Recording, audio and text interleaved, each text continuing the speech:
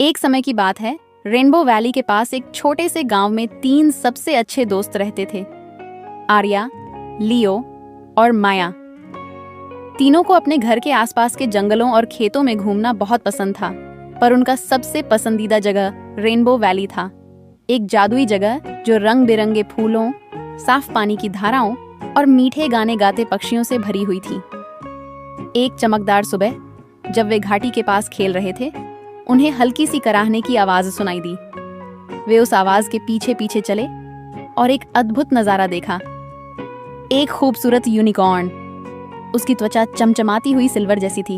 उसकी अयाल, माने, इंद्रधनुष के सारे रंगों में चमक रही थी और उसकी आंखें गहरी और कोमल थीं, पर वह थकी हुई और थोड़ी उदास लग रही थी। अरे, क्या तुम ठीक हो? आर्या ने चिंतित आंखों से पूछा। यूनिकॉर्न ने सिर झुका लिया। मेरा नाम लूना है और मैं खो गई हूँ। मैं रेनबो हिल्स के पार इंचांटेड फॉरेस्ट से आई थी, पर मैं रास्ते से भटक गई और अब अपने घर का रास्ता नहीं ढूंढ पा रही। चिंता मत करो लूना, लियो ने पूरे जोश के साथ कहा। हम तुम्हें घर का रास्ता ढूंढने में मदद करेंगे। मिया ने मुस्कुराते हुए यूनिकॉर्न की नाक को थपथपाया। हाँ, हम तुम्हें अकेला नहीं छोड़ेंगे। लूना की आंखों में उम्मीद की चमक आई और उसने आभार से सिर हिलाया। धन्यवाद बहादुर दोस्तों, पर मैं तुम्हें एक चेतावनी देना चाहती हूँ।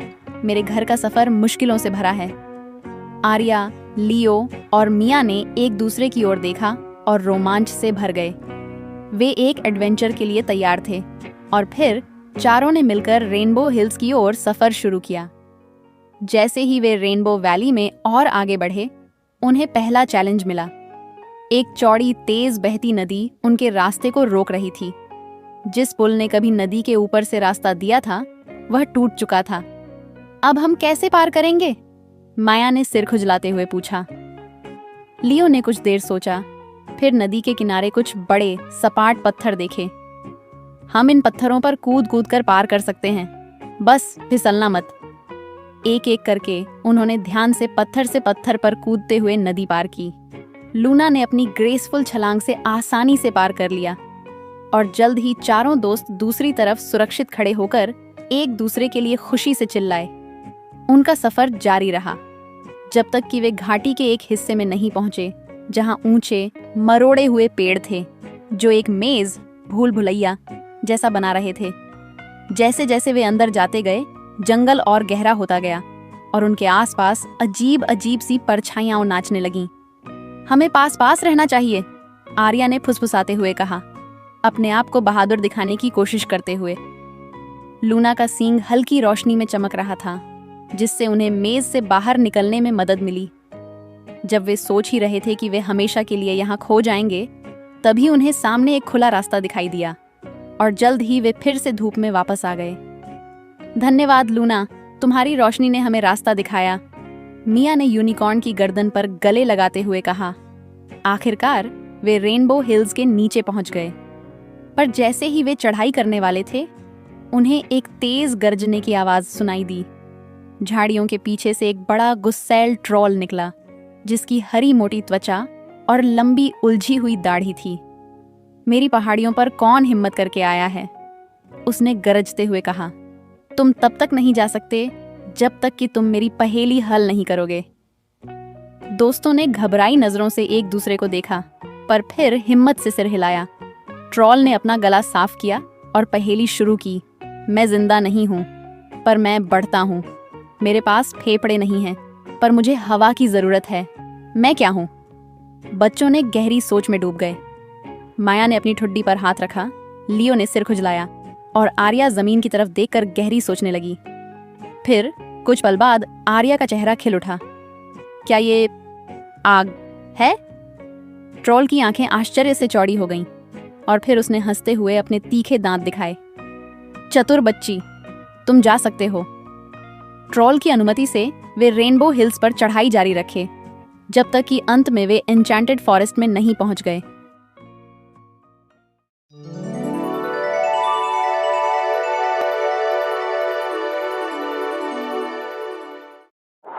एक गर्मी की रात, 3 सबसे अच्छे दोस्त सैम, लिली और मैक्स सैम के बैकयार्ड में कैंपिंग कर रहे थे और रात के अंधेरे आसमान में चमकते तारों को देख रहे थे। सैम के दादाजी हमेशा उन्हें स्पेस की अद्भुत कहानियां सुनाते थे, जिसमें प्लैनेट्स, स्टार्स और गैलेक्सीज की बातें होती थीं। तो उस रात दोस्तों ने स्पेस में घूमने के बारे में बात करना बंद ही नहीं किया। अचानक उन्हें एक हल्की सी हवा की आवाज सुनाई दी। उन्होंने ऊपर देखा और एक बड़ा, चमकीले रंगों और टिमटिमाती लाइट्स से सजा हॉट एयर बैलून आसमान से नीचे उतरता हुआ देखा। बैलून का बास्केट खाली था, लेकिन उसके किनारे पर एक प्यारा सा नोट बंधा था, जिसमें लिखा था, तारों की ओर जादुई आधी रात की सवारी करो, हॉप इन। बिना सोचे समझे दोस्तों ने बास्केट में चढ़ गए और रोप्स को उत्सुकता से पकड़ लिया। बलून धीरे धीरे जमीन से ऊपर उठने लगा और दोस्तों को समझ में आने से पहले ही वो रात के आसमान में ऊंचाई पर जाने लगे। हवा ठंडी थी और नीचे की दुनिया छोटी होती जा रही थी। जैसे जैसे वो ऊपर और ऊपर बढ़ते जा रहे थे, तारों के समंदर में घिरे हुए। देखो, लिली चिल्लाई, आगे की ओर इशारा करते हुए, हम मून के करीब पहुंच रहे हैं। बलून धीरे धीरे चमकते हुए बड़े से मून की ओर बढ़ रहा था, जो बस उनकी पहुंच में था। जैसे ही वे और करीब पहुंचे, उन्होंने देखा कि मून की सतह बड़े बड़े गड्ढों से ढकी हुई थी, जैसे बड़े बड़े धूल भरे कटोरे। मैक्स ने बास्केट के किनारे से झांका और हंसते हुए कहा, वाओ, ये तो एक जायंट चीज पिज्जा जैसा लग रहा है। तभी बलून आगे बढ़ गया और दोस्तों ने देखा कि एक चमचमाता लाल प्लैनेट सामने आ रहा है। वो था मंगल। मंगल में आपका स्वागत है, एक आवाज नीचे से गूंज उठी। उन्होंने नीचे देखा और देखा कि एक दोस्ताना सा मार्शियन उन्हें हाथ हिलाकर हेलो कर रहा था। उसकी एंटेनास खुशी से हिल रही थीं। फिर मिलना अर्थलिंग्स, उसने मुस्कुराते हुए कहा। मार्स के बाद बलून ने रफ्तार पकड़ ली और सबसे बड़े प्लैनेट जुपिटर की ओर बढ़ने लगा।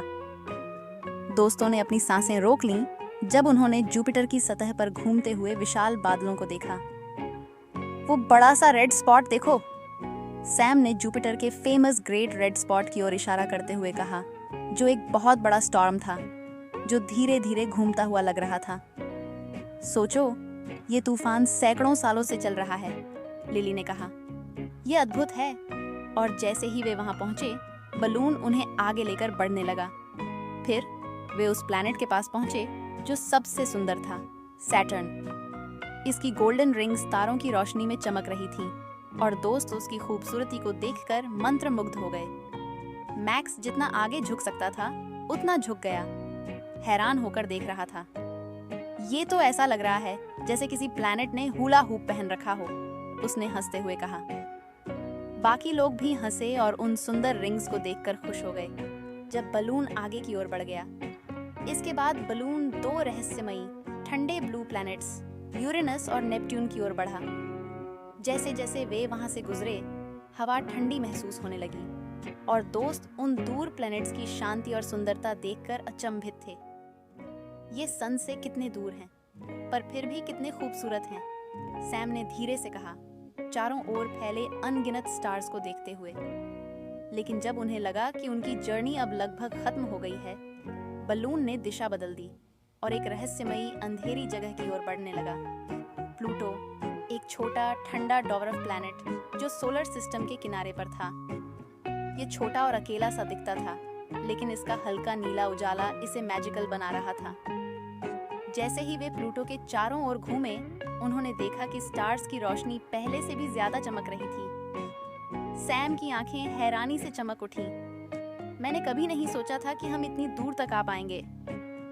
फिर जैसे बलून ने समझा, वो धीरे धीरे वापस अर्थ की ओर लौटने लगा।